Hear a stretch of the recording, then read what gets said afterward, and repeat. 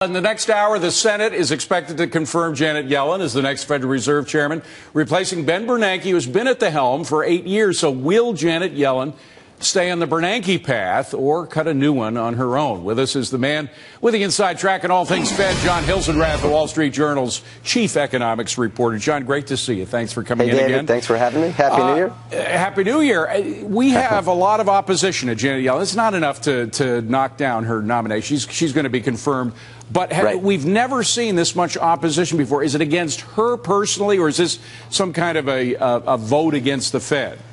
Well, I think it would be, you would call it a vote against the Fed. Let's not forget that when Bernanke was renominated by Barack Obama 4 years ago, he faced a lot of opposition, and the Fed and the White House had to fight really hard to keep him in the job. And I think what we're seeing is more of that, particularly from Republicans who are unhappy with a lot of the unconventional things that the Fed has done under Bernanke's tenure. Well, is it going to affect Janet Yellen in any way? I mean, will she take that as a message?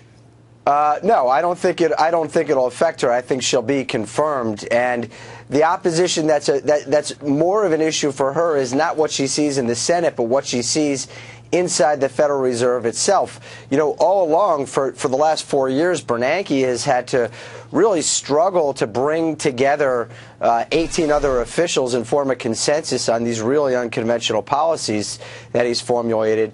And we're going to have to see if Yellen has the same kind of internal political skills that Bernanke had in keeping everybody on board. We don't know yet if she'll be able to do that. Well, particularly now that you have Richard Fisher back in as a voting member. Of course, he's a real hawk when it comes to a lot of what they've been doing there. Philly Fed President Charles Plosser, he continues to speak out against a lot of what the Fed's doing. So it's going to be tough to corral these folks. Well, so David, so those are what I would call the known hawks. You pretty much know going into every meeting what position they're going to take. The ones I find really interesting and that I think people in the markets have to watch are the governors at the Fed. People like Jeremy Stein, who was nominated by Barack Obama and who's been pretty skeptical of the QE policies that the Fed has done. And that's one example, I think, of somebody that Yellen is going to have to work to keep on board.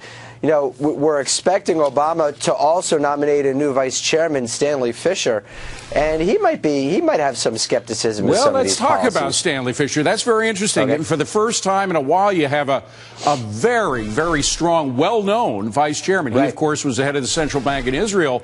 What kind of influence? First of all, do we know what he thinks about what the Fed has been doing over the past few years?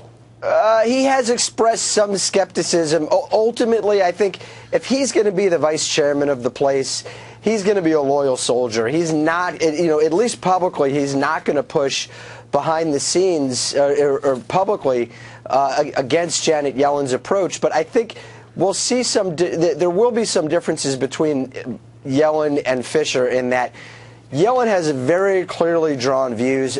She's very supportive of these easy money policies.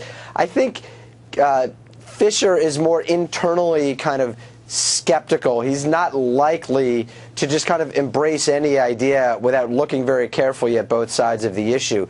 So I think you're going to see not necessarily kind of a fight against Yellen, but just kind of some internal skepticism that she's going to have to work with. Okay, and back to the other Fisher for a second, Richard Fisher, the Dallas Fed president. I had him on a couple of weeks ago. He told me that he was in favor of a $20 billion taper instead of the $10 billion taper. Was he alone on that? Was there anybody with him on that?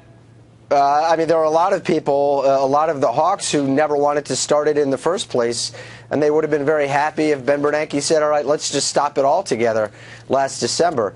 The problem that they've had is that they're in a minority, and in order for them to have any sway, they have to have some of these more moderate people like the ones we've been talking about, Jeremy Stein, Stanley Fisher, come along with them. That's why you got to watch those people who are in the middle. Let's talk about rates for a second, because Ben Bernanke has actually come out and talked a little bit about that, at what point the rates might change, and then he sort of backed up, he moved the goalpost. Let's play that soundbite and then hear from John.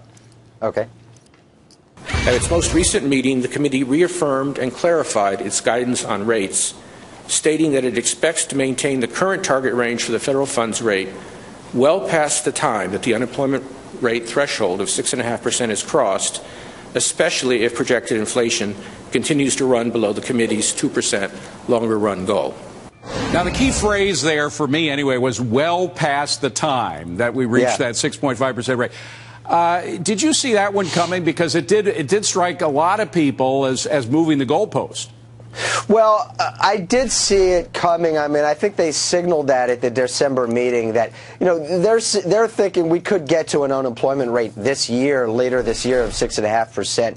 You know, they signaled pretty clearly at their December meeting that it was going to be a while before they actually started hiking rates.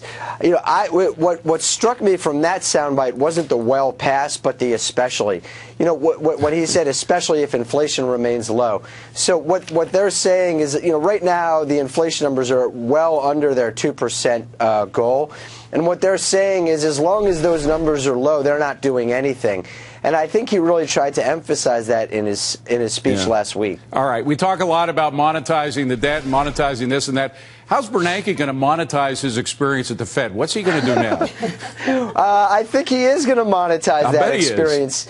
You know, so he's going to be doing a couple of things. He's been wanting to write a book ever since the crisis started. He's been kind of talking about it behind the scenes. So he's certainly going to go off and write a book. And what you see a lot of Fed officials do after they leave is they go off and they start giving speeches. I mean, Greenspan made hundreds of thousands of dollars a pop after he left, and I think you're going to see Bernanke do that.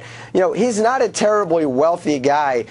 He's got a fairly big mortgage on his home up on Capitol Hill, and so I think he's going to be cashing in on this. I don't think he's going to go off to Wall Street like some you know, other people in the White House have gone to do. That would look a little unseemly. It would. That would look unseemly. Bill Clinton made $100 million in speeches so far, so I think Ben Bernanke will do. He'll pay off that mortgage before long. And we don't have to worry about him paying off his debts. I won't. John Hilsenrath, great to see you. Thank you very much. All right, thanks a lot. Appreciate it.